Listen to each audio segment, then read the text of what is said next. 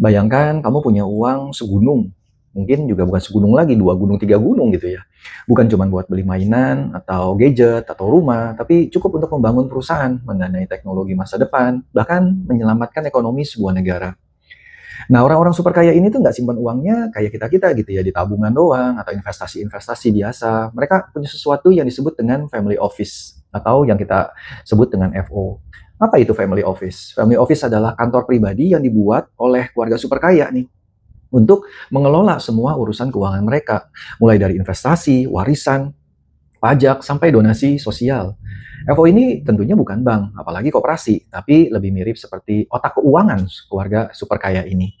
Ada dua jenis dari FO ini, yaitu pertama single dan yang kedua adalah multi. Di mana single ini khusus untuk melayani satu keluarga, sedangkan multi ini melayani banyak keluarga kaya sekaligus. Lalu bagaimana cara kerjanya si FO ini? FO ini bekerja seperti satu tim elit gitu ya. Mereka punya ahli investasi, pengacara, akuntan, dan penasihat warisan menjadi satu kesatuan gitu. Tugasnya gimana? Tugasnya yang menjaga dan mengembangkan kekayaan keluarga. FO bisa menanam modal ke startup, membangun pabrik, atau mendanai proyek energi hijau tentunya. Mereka juga bantu merancang siapa sih yang akan mewarisi kekayaan dan bagaimana caranya agar tetap aman dan legal tentunya. Lalu bagaimana kaitannya dengan jasa keuangan?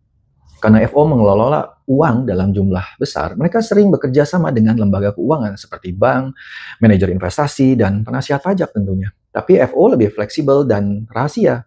Mereka bisa bergerak jauh lebih cepat daripada manajer investasi lainnya, memilih proyek yang sesuai dengan nilai keluarga, dan tidak terikat aturan ketat seperti bank-bank yang kita kenal. Lalu bagaimana FO ini bisa meningkatkan ekonomi suatu negara? FO membawa yang disebut dengan patient capital, modal sabar. Artinya mereka itu nggak buru-buru cari untung. Mereka mau investasi itu jangka panjang betul-betul seperti membangun infrastruktur, mendanai teknologi, atau mendukung startup lokal. Tapi ingat ya teman-teman, ini karena perusahaan swasta, maka mereka juga meminta untuk pasti ada keuntungan yang mereka terima. Hal-hal ini bisa menciptakan lapangan kerja, meningkatkan pajak negara, dan tentunya mendorong inovasi. Contohnya, apakah sudah ada? Tentu, di yang paling dekat dengan kita yaitu Malaysia sudah memiliki labuan. Pemerintah Malaysia bikin zona khusus bernama Labuan IBFC.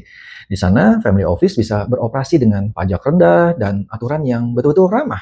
Hasilnya gimana? Banyak sekali family office yang asing masuk ke Malaysia, membawa investasi besar dan membantu Malaysia jadi pusat keuangan internasional. Contoh lainnya, Dubai dan Riyadh. Khususnya ini di Timur Tengah ya. Family office didukung oleh dana kekayaan negara, sovereign wealth.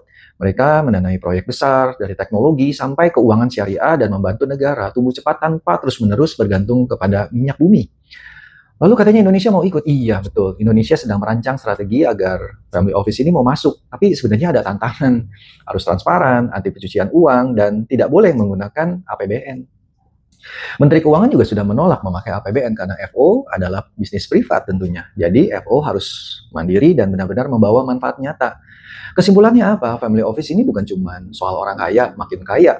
Kalau dikelola dengan benar, FO bisa jadi mesin pertumbuhan ekonomi. Tapi Indonesia juga harus hati-hati, jangan cuma kejar uang, tapi pastikan investasi CFO ini benar-benar berdampak secara menyeluruh.